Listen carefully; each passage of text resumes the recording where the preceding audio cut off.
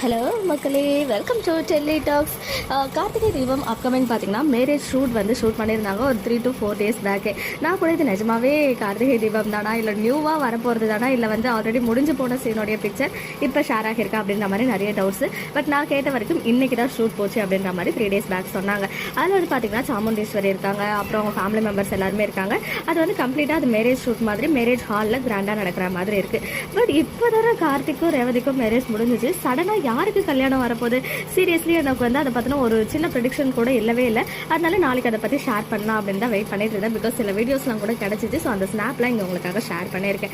But கொஞ்ச நேரத்துக்கு முன்னாடி பார்த்தா நம்ம காவியா பாப்பா இருக்காங்க இல்லையா, ஸோ அவங்க ஒரு பிக்சர் ஷேர் பண்ணியிருந்தாங்க, ஒரு ரீல் ஷேர் பண்ணியிருந்தாங்க. அதில் புதுசாக கட்டின தாலி இருக்குது. என்னடா இது, காவியாவுக்கு மேரேஜ் ஆகிடுச்சா? அதுக்கு முன்னாடி ஒரு சிஸ்டர் இருக்காங்க இல்லையா, ரீசெண்டாக கூட அவங்களுக்கு புதுசாக பேர் வந்திருக்காங்க.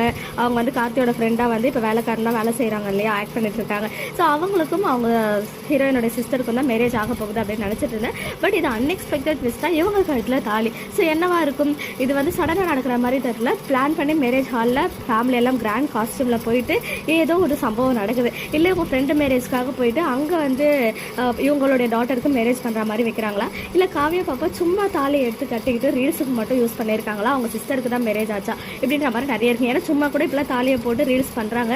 நிறைய சீரியல் இதுக்கு முன்னாடியும் நிறைய கன்ஃபியூஷன்ஸ்லாம் கிரியேட் பண்ணியிருக்காங்க. அந்த மாதிரி இருக்கிறதுக்கும் வாய்ப்புகள் இருக்குது. இது பார்த்தோன்னா ஆனால் நிஜமாவே சடன் ஷாக்கு தான். நீங்கள் என்ன நினைக்கிறீங்க? உங்களுடைய ஒப்பீனியன்ஸை கமெண்ட்டில் சொல்லுங்கள். ஓகே மக்களே, நெக்ஸ்ட் வீடியோவில் மீட் பண்ணுற எக்ஸ்க்ளூசிவ் அப்டேட்ஸ்க்கு மறக்காம நம்ம யூடியூப் சேனலை சப்ஸ்கிரைப் பண்ணிக்கோங்க.